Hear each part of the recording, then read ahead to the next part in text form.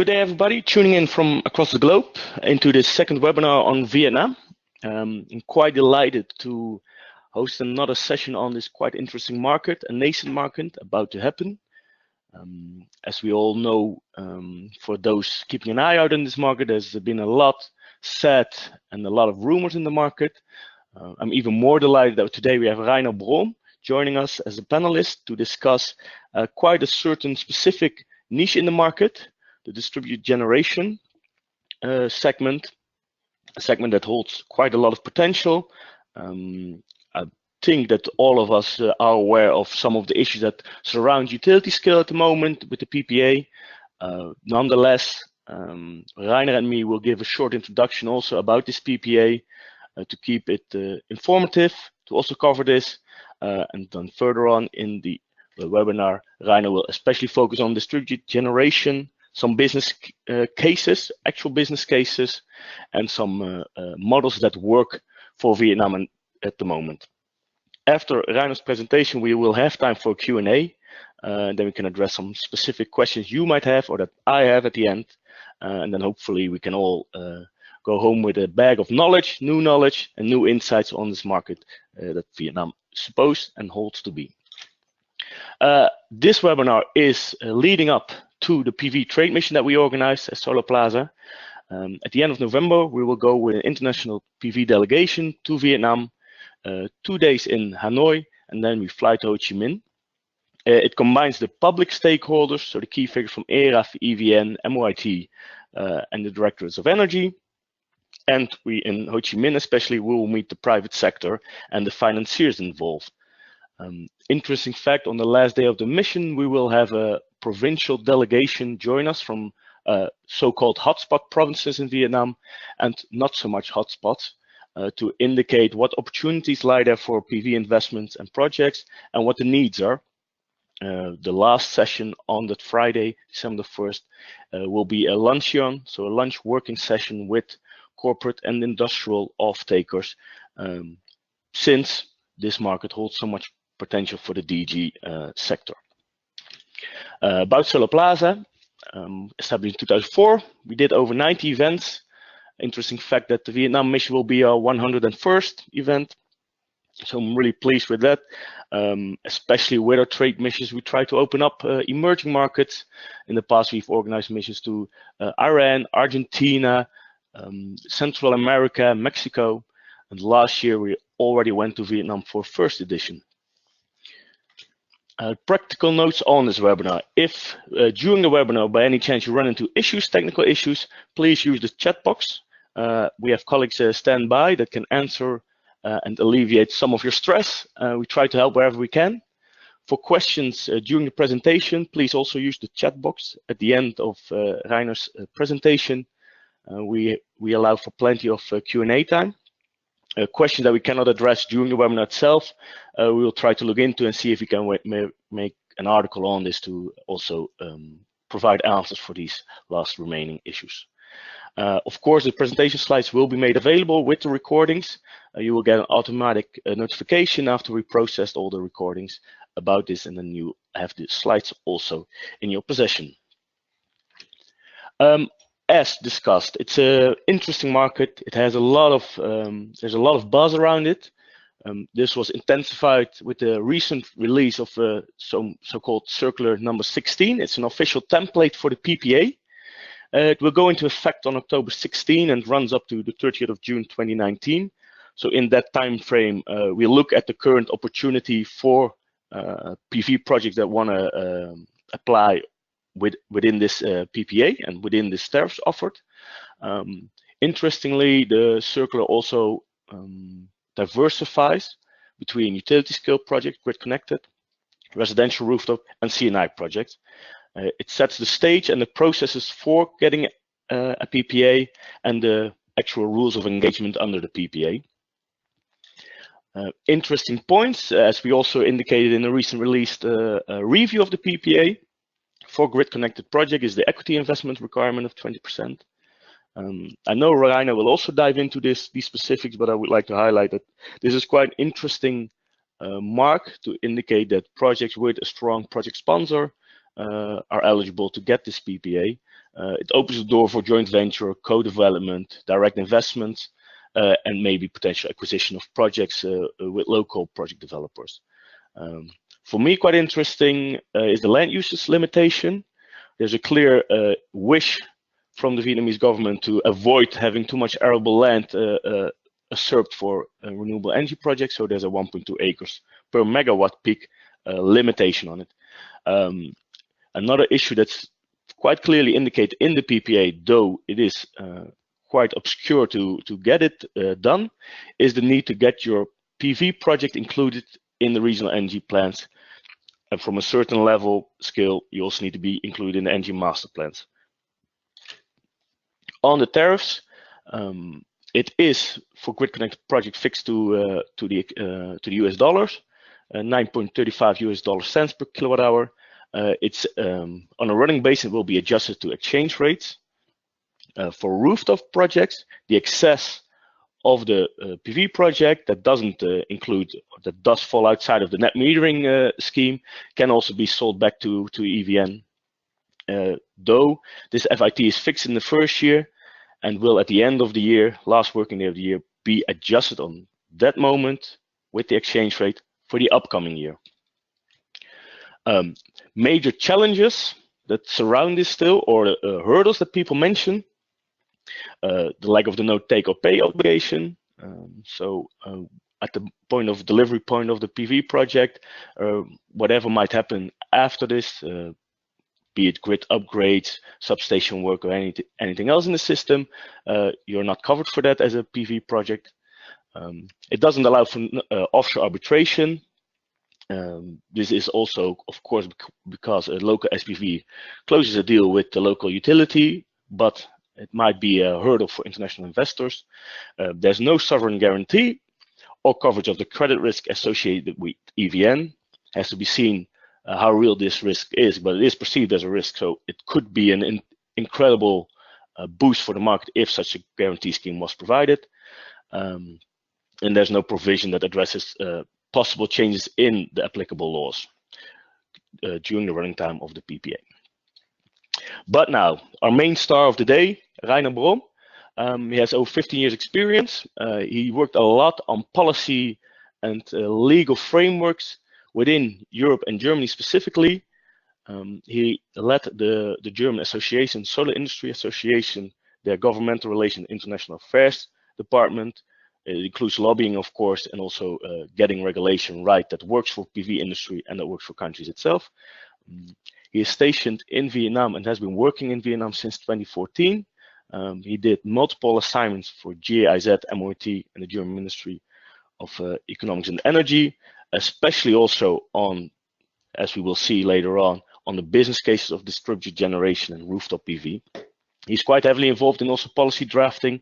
The net metering policy is quite supported by GIZ, and that also allows for plenty of talking points, of course, today and in the upcoming PV trade mission. Rainer, are you in?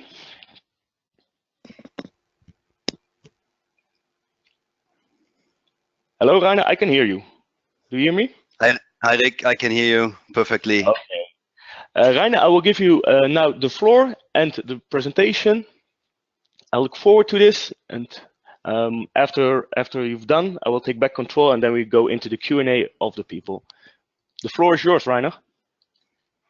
Okay, thank you, Rick, and hello, everybody. Good morning, good afternoon, good evening, wherever you are. Yeah, and thanks for the introduction, Rick. So, yes, as Rick already mentioned, I've been involved, let's say, mainly here or a lot in the rooftop developments, solar since 2014, 2015. So I will dive a little bit deeper into that. I will also, nevertheless, talk a bit about utility scale. I'm sure you're all also interested in the larger projects, but I will keep it short to have a bit more focus on distributed PV. Okay, so I'm waiting for the presentation. I think with one click you will have control. Yeah. One click on the screen. Yeah. Let me see.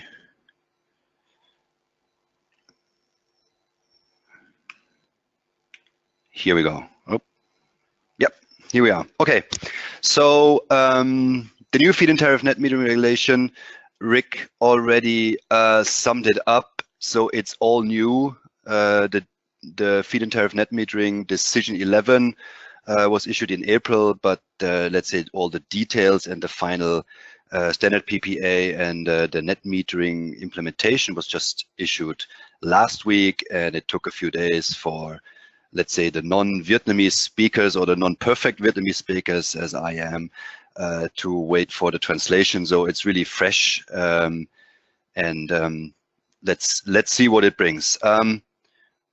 So let me see here. Takes a second. Yeah. So what I'm going to do is talk a bit about general opportunities, have a quick look at the market, rooftop and utility scale, and then look a bit more in detail into the regulation, the standard PPA, but especially the net metering implementation. And at the end, I'll talk a bit about challenges and potential ways out of it. Okay. Okay, maybe to start, just a few words on the setting we are in. I'm sure most of you have already done a bit research, or maybe even have been into Vietnam already. But maybe to explain a little bit the overall approach of the government, because if you look at the SPPA, and we will discuss the problems, if you look at the whole setting, the issuing a law that's only valid for 2 years, so you might ask yourself, why are all these limitations here, and why is it not a straight push forward? So to explain that a little bit, we have to see the overall situation that Vietnam is in. It's quite a challenge for the government to keep up the pace of capacity additions in the power sector. The electricity demand increases annually by 10 to 11%. And then we have issues of droughts in certain times of the year.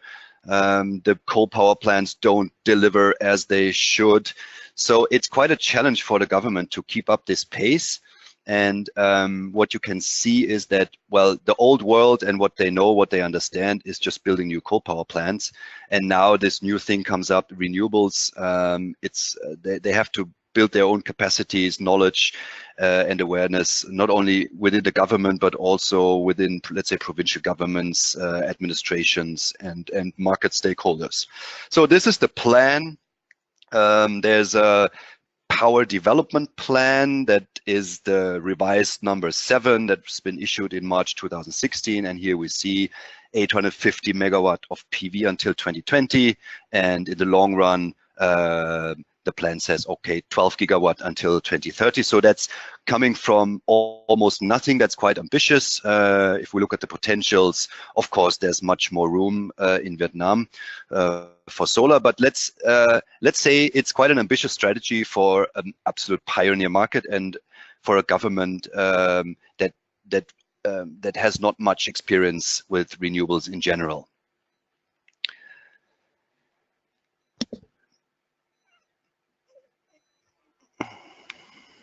Okay, let's have a look at the ramp up.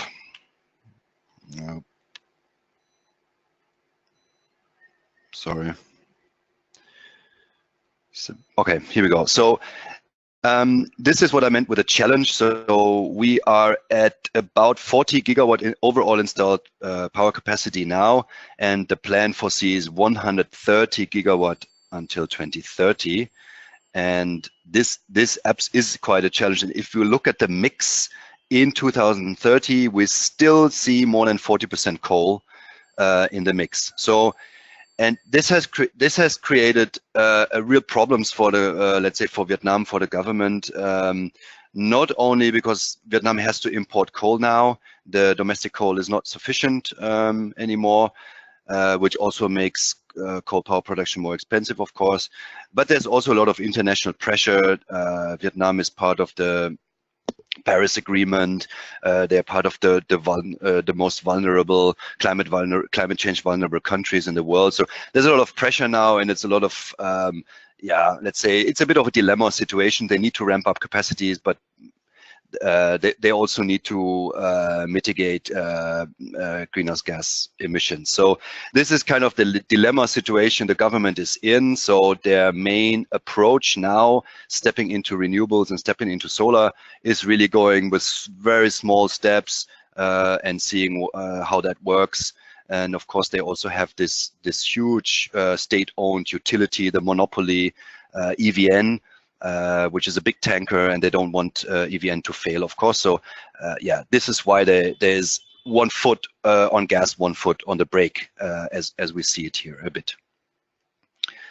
Okay, so let's have a quick snapshot at the market. So there is, if you look at the overall installed PV capacity, that's, let's say, roughly 10 megawatt, can be 11 or 12. It's hard to say because they don't keep track on new installations. And traditionally, there was quite a bit of solar off-grid, small applications in the mountains, remote areas, on islands, and so on. And now, of course, we see the larger rooftop systems, the commercial industrial rooftop systems that come on top to, let's say, a number of donor money financed rooftop systems that we've seen in the last maybe 5 years.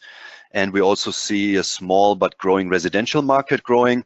That's tiny systems, 1 kilowatt to 5 kilowatt, maybe up to 10 kilowatt, historically implemented with battery capacities.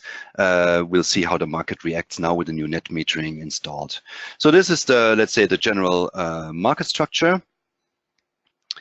And if we look at a few project examples, so let's say the two on top, that's more like PR projects, donor-funded projects. The National Assembly here in Hanoi has a small, nice designer system, and the UN building has a new PV system.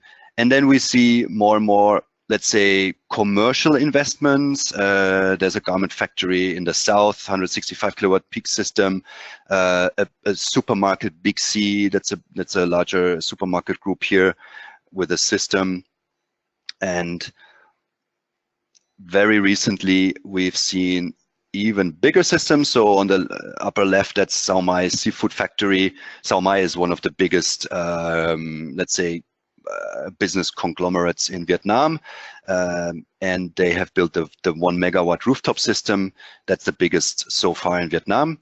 On the right, top right, you see that this is a project that I have been accompanying here within a GIZ project, a Swire cold storage in the north, which is a bit unusual because of in the north there's substantially less irradiation, of course, but this company was quite dedicated. They wanted to go solar, so they have this 308 kilowatt peak system. And then there's a few more. Just a few examples that you can see on the lower left. This is a typical metal sheet roof. This you will find everywhere in Vietnam. So that's absolutely doable. Maybe not for every factory, but most of them can hold PV systems. And on the lower right, that's an interesting system. There's no picture yet because they just signed the contract.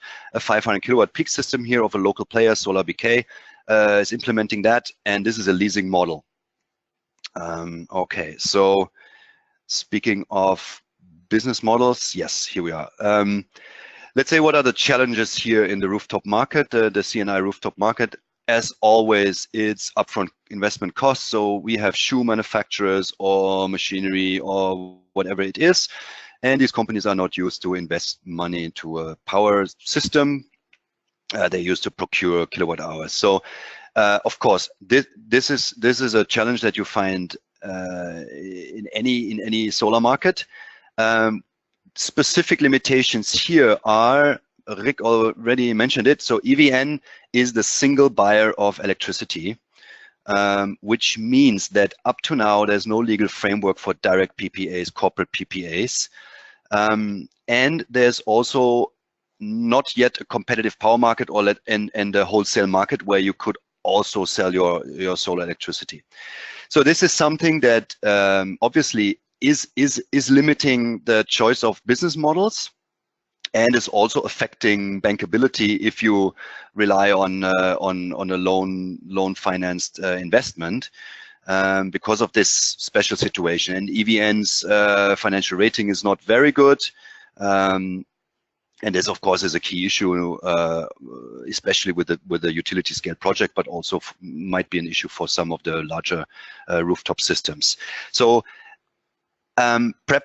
work in progress means that there is an ongoing discussion on direct PPAs. There's also some work going on. USAID is working on a legal framework for direct PPAs together with the national regulator.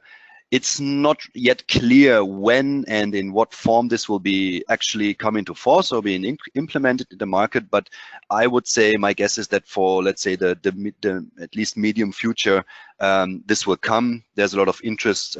Big corporations like Coca-Cola and others, they are interested and they are supporting this project. They are of course interested in just well, having direct PPAs and not being forced to invest their own equity in a large PV rooftop system. And also for the competitive power market and the wholesale market, so up to now, it's not yet planned to include renewables into this process, but this may happen, let's say after 2021 or 2022. These are the deadlines, at least in the plan. Up to then, the wholesale market has to be established in Vietnam. So what are the solutions we see in the market at the moment? So there are leasing models, energy service company models, and they work. And there's a little bit of a tradition for ESCO models here, especially in the energy efficiency sector and in the solar thermal sector. So there are a few companies or domestic companies that have already implemented ESCO models in for domestic hot water in, let's say, the hotel sector and the resorts. So there's a small tradition, and there's a bit of knowledge, and there's a few companies that have implemented that yet. And now we also see that in the PV rooftop market, in the CNI rooftop market.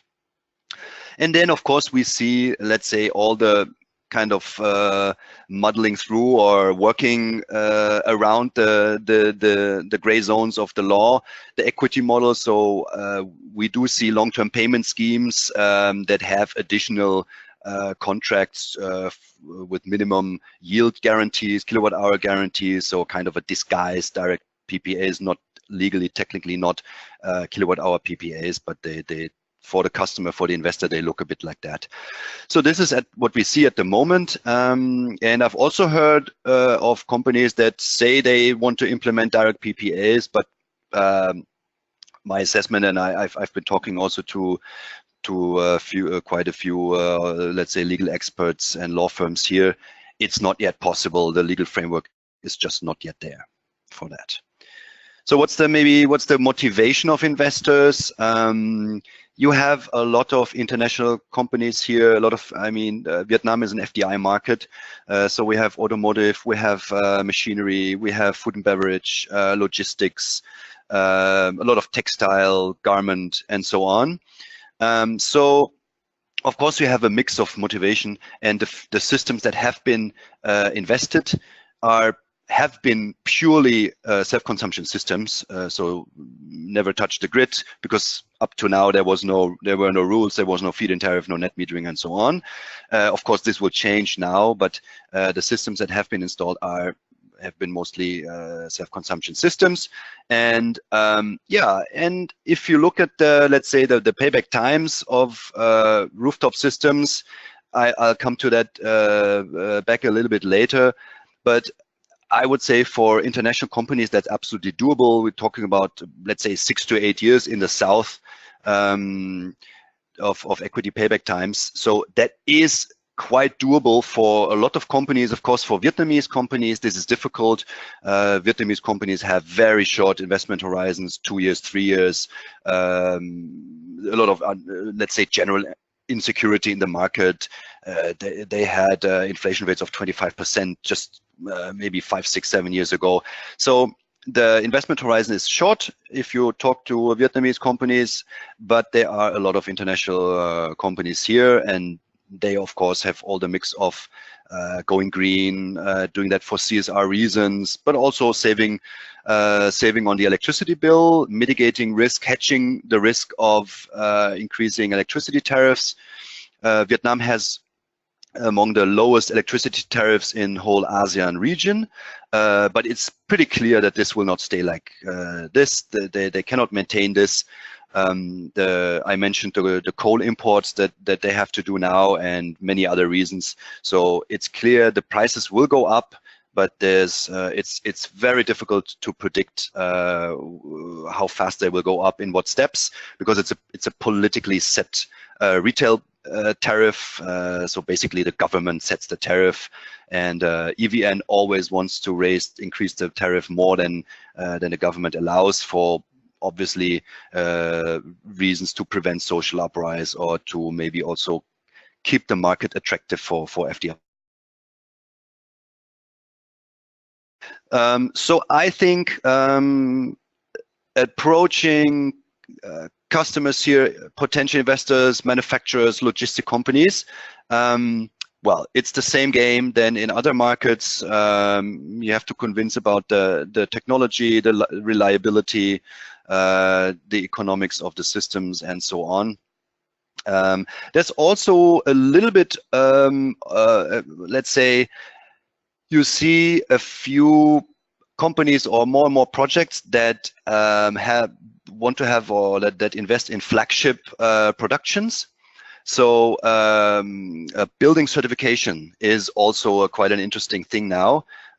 So if you have a PV system, of course, then you can get a higher certification.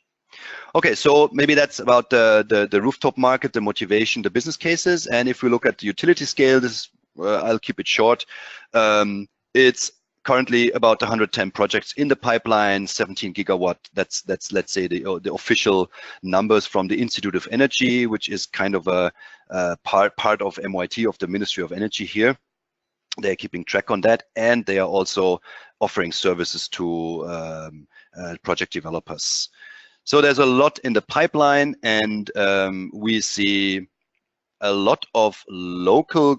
This is just a few examples. So we see a lot of local investors that are looking for EPC companies or for owners engineers. These are all big groups grown out of infrastructure development mostly. So I think that's also an interesting aspect. If you are up to partner with one of these groups, they often have own construction firms. So I would say, a lot of these groups have the goal to do the renewable energy project development themselves in a few years. So now they just need companies to accompany them, to help them learn how that works. So a little bit, maybe less the full EPC, but maybe more the owners, engineers, and the EPCM companies. So you see these big numbers, 1,000 megawatts. So of course, these are few projects behind it, but they all go big, 200 megawatt, 100 megawatt, and so on. And just maybe one thing to mention, there's a threshold of 50 megawatt. Above 50 megawatt, you have to get Prime Minister confirmation for the project to be included in the power development plan. If you stay below 50 megawatt with your project, it's sufficient to get the permission from MYT, from the Energy Ministry.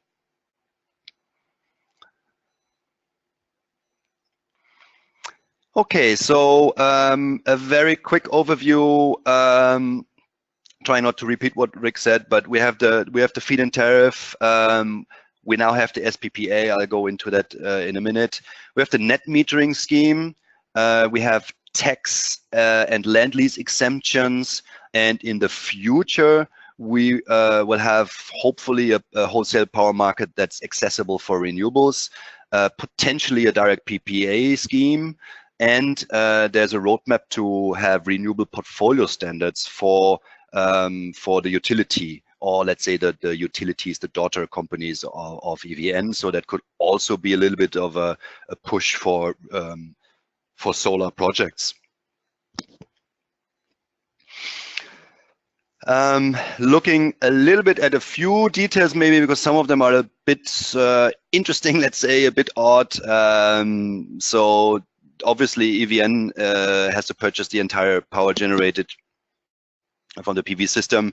There's this exchange rate adjustment. We talked about that. It's a 20-year PPA, which is a good thing, of course. And then there's a minimum requirement for cell efficiency and module efficiency. This has been discussed up and down here, why they included that. Maybe initially they wanted the idea was to have high efficiency, high quality products here. But yeah, it's a bit odd to find that in a feed-in tariff regulation.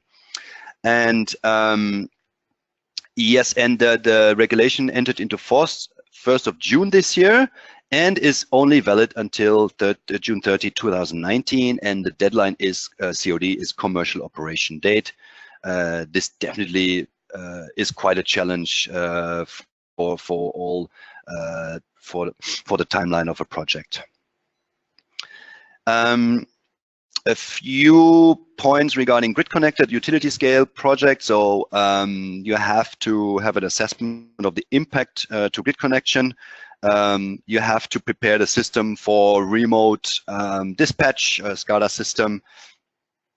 Equity ownership ratio, Rick mentioned that 20%, and this this requirement for maximum 1.2 hectare per megawatt peak. So let's go quickly through that. We talked about that. Yeah, regarding the net metering, so it's based on a bidirectional meter. It will be, or it is supplied by the provincial power company. I think EVN Central is producing them. So the utility also bears the cost of the meter. And here, this interesting thing, there is the threshold of 1 megawatt for rooftop system. It actually also applies for utility, for ground-mounted systems, grid-connected systems. So if you go above 1 megawatt, you have to include the system into the power master plans. That basically at the moment means it has to be included to the provincial power plan. And you have to get an electricity operation license, which, to be honest, I cannot fully assess how much of administration and how much of costs are related with that. Basically, you are a power company then, and my understanding is that it is quite an administrational hurdle. So you will really have to think about, do you really need to go above 1 megawatt or not on a roof? The net metering credit is the same as the feed-in tariff, so it's also adjusted annually based on the Vietnamese dong US dollar currency rate, and it will be it's adjusted, and it will be paid. So there's let's say a cash flow either annually, if you have after 1 year you still have excess solar production when you balance it with your demand, or after the termination of the PPA, so which would be after 20 years. So of course everybody would opt for an annual remuneration. And the system itself is pretty easy, so you can transfer your excess production from one period payment cycle to the next. That's usually a month, because your the whole net metering PPA is not a real PPA. So that was a big fear of everybody here, that they will have rooftop investors go through the whole large PPA process that a 50 megawatt system has to do.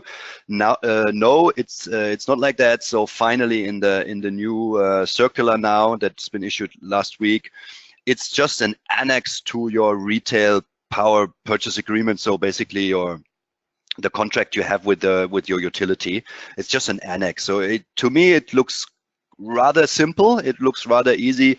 Of course, we don't have any projects yet where we can learn from how it really works, but it looks pretty simple. And yeah, so you can transfer your surplus from 1 month to the next, and if you have a surplus after a year, you get a remuneration. Okay. There might be even more incentives coming up in the decision, in the decision 11 from April. There is this kind of hint for rooftop systems below 50 kilowatt that the Ministry of Finance is asked to develop further tax and fee related incentives. Yeah, we'll have to see if that really happens, but at least this is in the law. Okay. I mentioned that rooftop systems, 1 megawatt, that's the threshold. So below 1 megawatt, you just register the system with your provincial or municipal power company. And you have to give very basic information on plant capacity, technical specifications of the modules and the inverters. So to me, that looks pretty simple. Above that, as I mentioned, you have to get this project into the power plan. Maybe that's doable, but you have to obtain an electricity operation license, and that is linked to existing regulation for power companies, actually. Yes, and just to add, the power company is responsible also for the meter readings, the calculation of excess energy and the revenues of the system owner. But in the regulation, there's also one sentence that says the system owner, of course, also has to, check and is also responsible. So again, we have to see how that comes into life, and that might differ a little bit among the regions, but in general, it looks rather simple and not too complex. Yeah, this is just from this appendix, from this annex to this PPA. This here is for commercial and industrial operations. They have time of use tariffs, peak hour, normal hour, off peak hour. And just to repeat that, if you haven't heard it before, there is two basic tariffs for commercial industrial operations. One is a manufacturer tariff that's fairly low. If you look at the 10-hour daily average, that would be 7.5, maybe $8 per kilowatt hour in average. And there's a commercial or business tariff that is for all non-manufacturers. So that's logistics, supermarkets, hotels, offices. And that is rather high. And on average, 10-hour daily average would be about $12. And these peak hours go up to $18. So this, if you look at certain markets, of course, this kind of businesses, non-manufacturers, is more interesting because, yeah, payback times are shorter. Okay, so this looks, to me, it looks rather simple. We'll see how it works in practice. Okay, just maybe a very few remarks on the SPPA. Okay, commercial operation date, COD, that's kind of a time pressure on project development, so everybody really has to hurry up. Another aspect of the SPPA is the off-taker obligation curtailment. Rick already mentioned that. If you just look at the red, there's a lot of text just for your reading afterwards. But if you look at the highlighted thing, that's so if the electricity purchaser, so let's say that's EVN, they can, if they install equipment, repair something, replace something, and so on, then they can curtail the system, and there's no obligation for compensation, yeah, or payment. So of course that's a big risk, and the banks will read that sentence very carefully. Dispute resolution. I don't know. A lot of investors have mentioned that this is a problem. It's a local dispute resolution, so there's no international arbitration, so you basically have to go to a Vietnamese court, or you go to the ministry. They are now called Power and Renewable Energy Agency, so that's the authority responsible for renewables within the Ministry of Energy.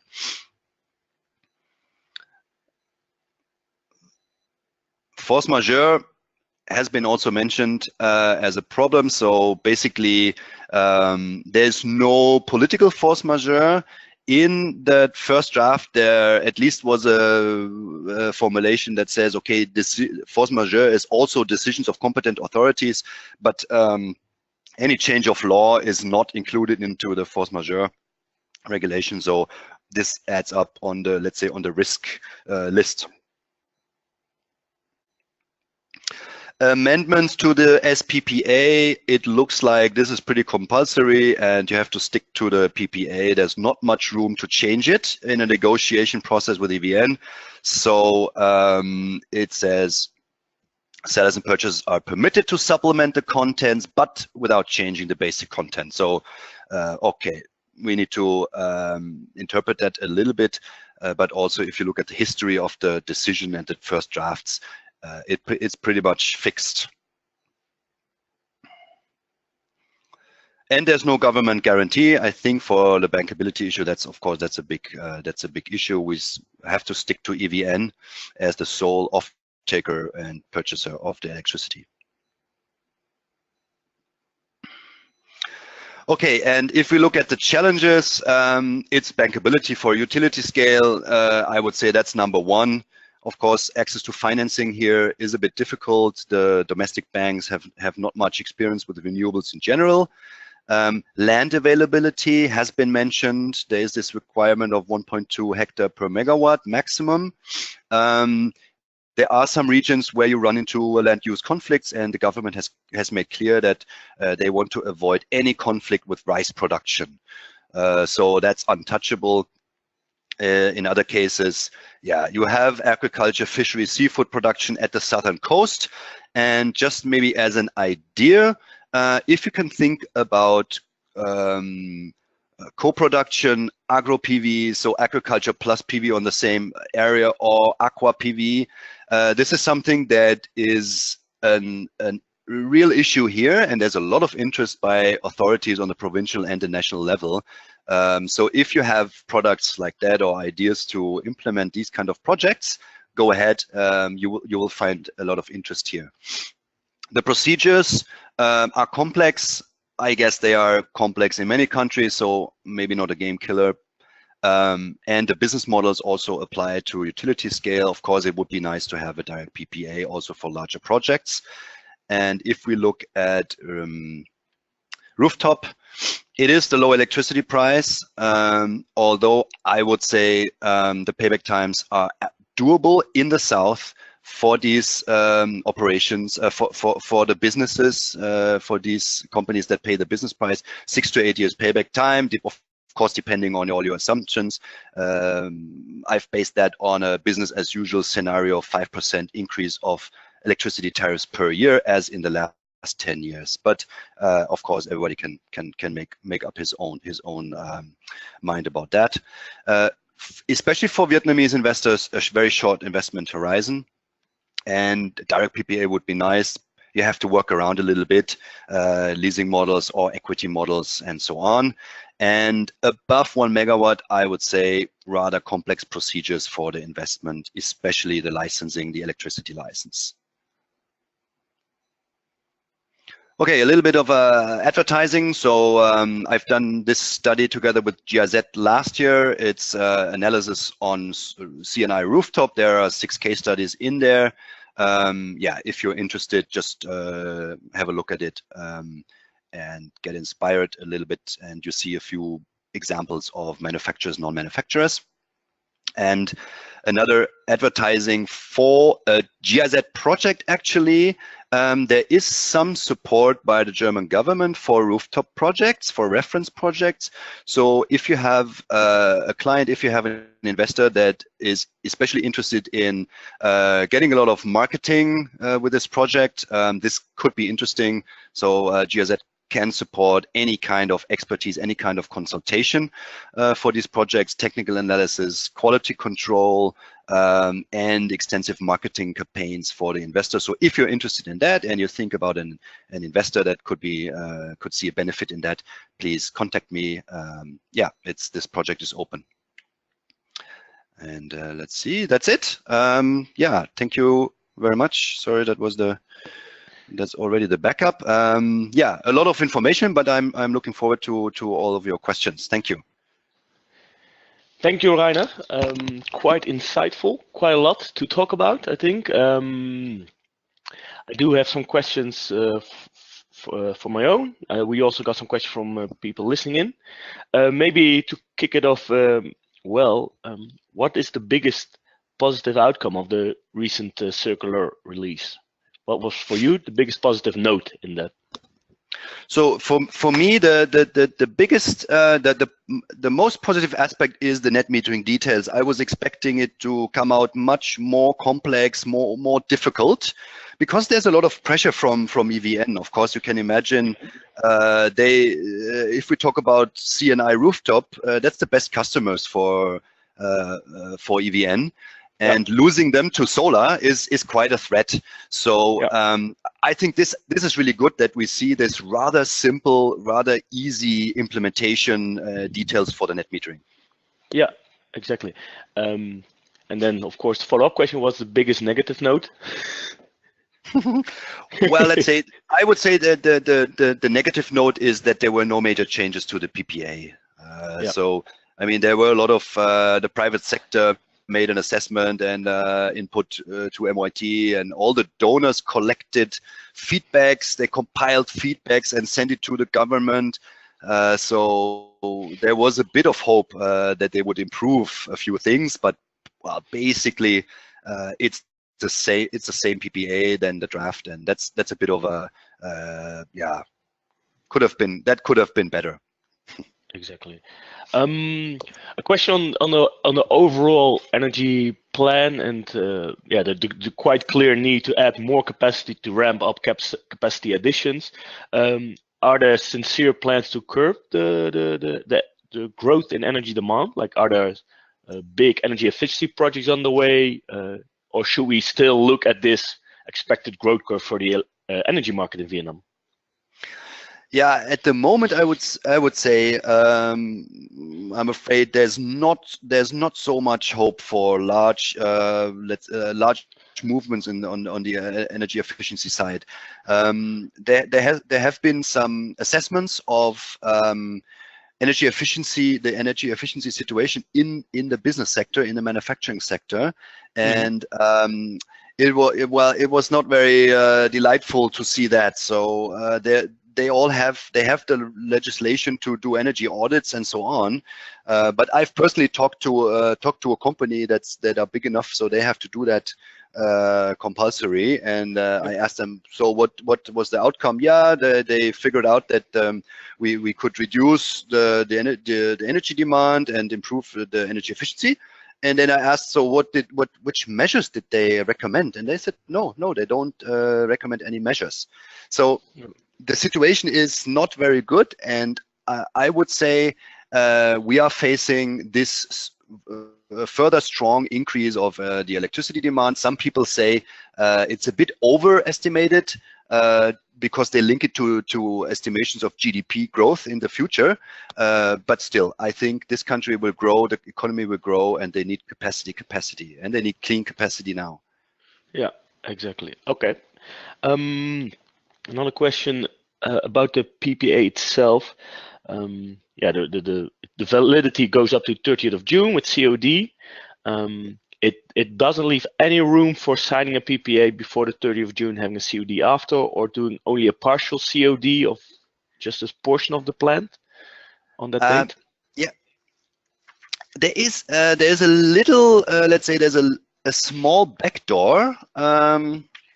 Let me see if I can find. I think I have the formulation on my slide. So it says the PV system, the power plant has to run partially, something like that.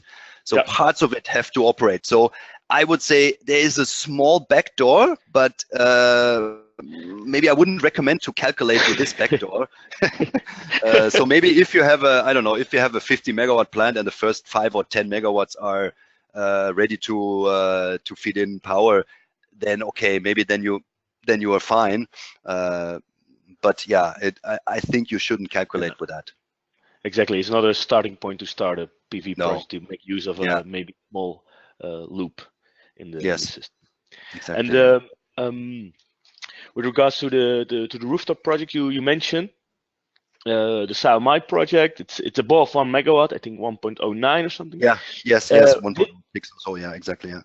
Did they face the same procedure that's now laid out in the framework, like getting and applying for electricity operation license, or was it still exempted by then? Like, so is that sort of a case for future projects, like future references? Yeah, this is an interesting question, because when I talked talked to them. I met them at a conference, and they said back then the circular was not issued. But they had already started with a project, and they said, oh, we negotiated, we have an agreement with EVN. Yeah. They installed the bidirectional meter, everything, and they promised us, or we have an agreement that we all start counting the kilowatt hours. Yeah. And as soon as the PPA, the net metering details are in place, then we can operate it. It's interesting to see what will happen now. I don't know actually if they have to get the electricity license. Just looking at the law, they. Rainer, are you still in? Hello? I think for now we lost Reiner's connection. That's quite sad because we were getting into the details of the rooftop project. Let me see if we can reconnect with Rainer.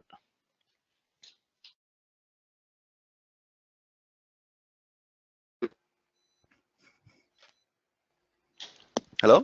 Yeah, oh, yeah, you're back. You're back. Okay. I'm back. Okay. Yeah, you mentioned that yeah, discussing it with them, they had a sort of maybe a verbal agreement with EVN that as soon as net metering policy was in play, they would be applicable for it. Though it wasn't yet clear if that also includes the operation license then. Absolutely, yeah. So technically, by law, they would have to, since the circular generally is retroactive. So all PPAs that have been negotiated before have to be renegotiated following the new regulation. So that's an interesting question. We'll see how that works. Yeah, for that project. Okay. And my impression is when I talk to, let's say, stakeholders in the rooftop sector here, they all plan for maximum 999 kilowatt. So stay below the 1 megawatt. That makes just everything easier and saves money and administration costs. Exactly. It's probably the road with the least, I would say it, the most preferential road and the easiest. One more question on the time of use schedule that you sort of indicated in the annex. Is there a chance that they will change this regularly with the change of load and demand in the future, that the peak and the off hours are changed? I would say in general, yes. I mean, that's an option, or potentially they could change it. My understanding is that this came up over a long time. That was developed over a long time, and it's a bit it's related to let's say the overall load profile of the country or in the regions. So to get to make, there are real peaks in demand at these times. That's in the morning 9:30 to 11:30 in the morning, and then from 5 p.m. to 8 p.m. These are the peak times. So yeah, nobody can be sure if that stays forever, but at least at the moment there's no indication that they will generally change that. They will definitely change the tariff. So in the future, my guess is, of course, yeah, they have to increase it. And if they keep up the political aim to, let's say, protect the low-income households and to protect a large number of groups, people that live in the mountains, in remote areas, elderly people, the veterans of the war. So there's all kinds of exemptions for these groups, social groups, and they pay lower tariffs. And then, of course, this is cross-financed by, let's say, the high-income households and the commercial and industrial power users. So my guess would be the prices for C&I power users will go up in the future. Exactly. Does it go hand in hand with the actual establishment of a wholesale energy market, where we'll see a more transparent and I wouldn't say a liberalized market, but is that the same expectation? Like, would it go hand in hand? Yeah, I would guess so. Well, you would guess if you look at other, let's say, other energy markets that have undergone this kind of liberalization processes. So if you get more transparency in the market and, let's say, a more market-driven pricing model, now it's a political price setting, then, well, I guess then you would expect that the peak prices are going up. Let's say the history or also the current situation tells us that the country and EVN are really struggling with meeting peak demand. The coal power plants are less efficient than they are planned, and even less efficient than in many other countries. We are running into more droughts in the south, more extreme weather situations, and we still have a lot of hydropower in the mix. That's the second biggest source of energy, electricity. So I think meeting peak demand will stay expensive, cost intensive for EVN and for the power, let's say the big power producers here. And this is where PV can just jump in and can deliver clean energy and with a predictable price over 20-25 years. Exactly. That's a major incentive to hedge against coming price hikes, because it will come with the stringent or with the tension on the energy demand and capacity, and as you also mentioned with the outlook of the energy and EVN, they need to increase prices. We have some more questions. They also deal with the grid connected PPA, so maybe you're able to help with this. One question came in with the hydroculture and agriculture, let's say hybrid system outlook and the need and the clear wish from southern states and provinces. Is that exempted from that 1.2 ratio then? Because it seems sometimes a bit harsh. No, unfortunately not. So this is not at all, let's say, covered by the legislation or the I mean, this would be a problem, and it I would say there's a lot of interest. It hasn't been an issue when all the regulation was formulated, but there's a lot of interest on the provincial level, especially in those regions where there is a lot of agriculture or let's say seafood production, shrimp production, and so on. And I could imagine that for the next, let's say, for the next round, whatever it is, another feed-in tariff adjustment or competitive bidding that some are advocating here, among them World Bank. I could imagine that if we see maybe a few pilot projects in that respect, there could be a special regulation for those. The Vietnamese government is very flexible when it comes to this. We've seen that with the wind park, Phu Lac wind park. They are now categorized as near shore, and they got a higher feed-in tariff because they could prove that the lower feed-in tariff didn't work. So I think if there's public pressure on that, and if a lot of provinces say, hey, we need that, we have this land use conflicts here and there, then there could be a way out of it. Exactly. So there's to a certain degree there's a willingness, yes, but you need to align the outcome and the positives.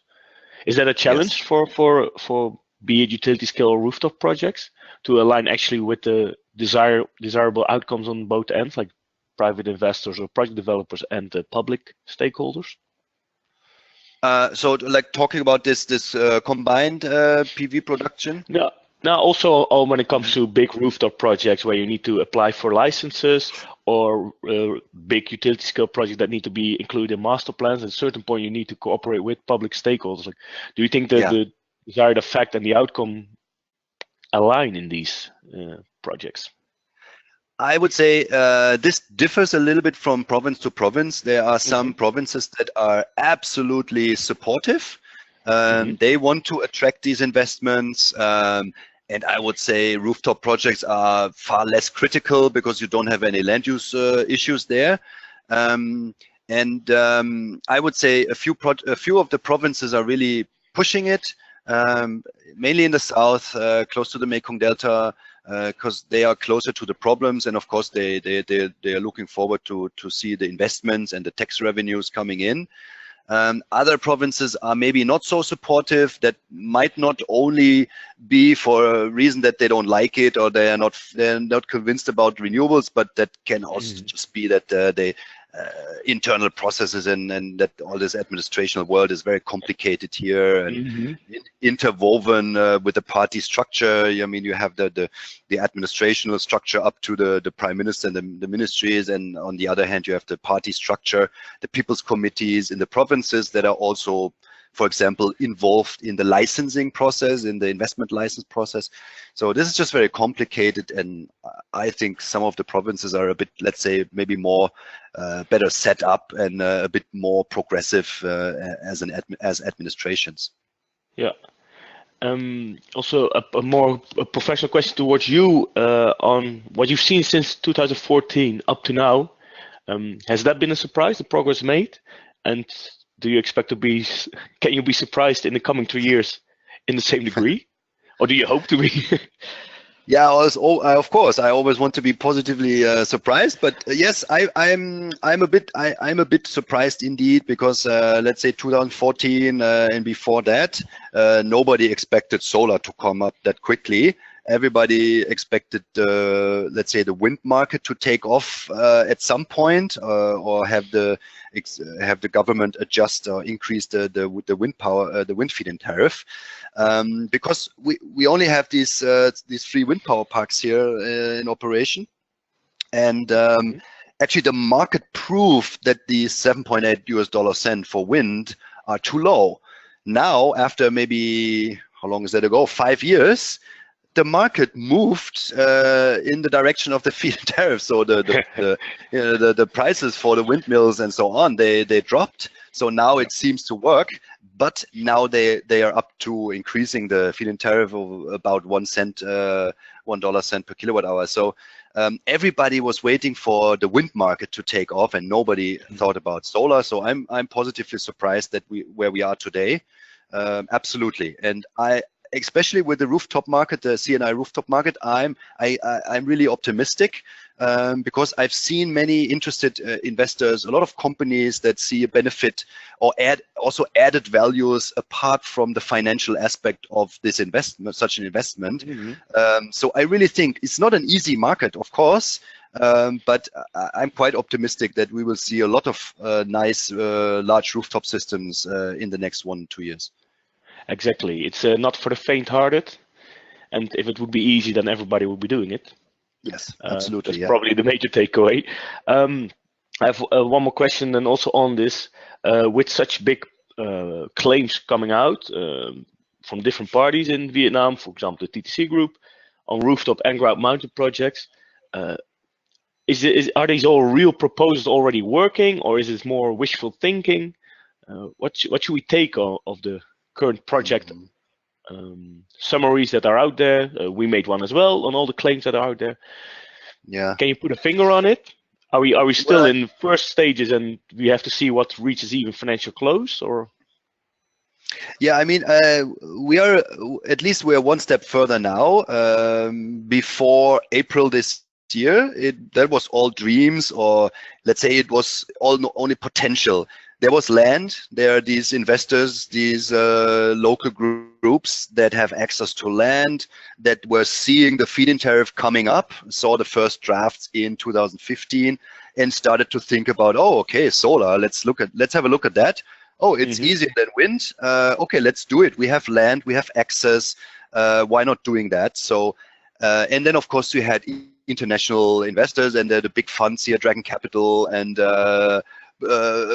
you name them. So of course there was all like only potential up to now. Now we have a feed-in tariff, we have an SPPA that has a lot of flaws, that is difficult regarding bankability, but at least these projects can now seriously start to get financial closure.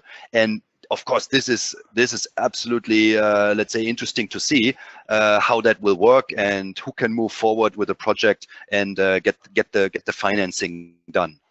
Exactly. Exciting times ahead of us. Yes, absolutely.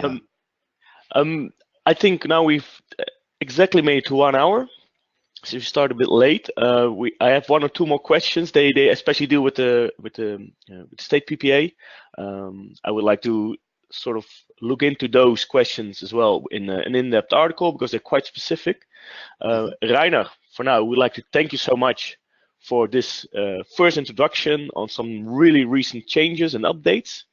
I look really forward to how this spins out in reality, in projects, what will happen from this. I think when we get to Vietnam in 2 months from now, we will have more to talk about. Look forward to that as well. I would like to thank you once more for your input, for preparing the presentation, and for your clear answers on the questions we had. Thank you, Rick. Yeah, it was a pleasure, and I hope to see a lot of the those that have been listening in the last hour in Vietnam very soon. And yeah, there's always the offer. If you have any questions, contact me or contact Rick, and yeah, we'll try to solve any questions or answer any questions. Definitely here to help, here to get this market forward, live up to its potential, because we want to stay away from just spreading rumors and get some PV projects done that are eye-catching and mouth-watering. Absolutely. So I hope to see you all in Vietnam or next week in Singapore. For now, I would like to thank you all for your time and listening in. If you have any more questions, you can always mail me and we'll get into it and dive into it. I will wish you all a pleasant day and hope to meet soon.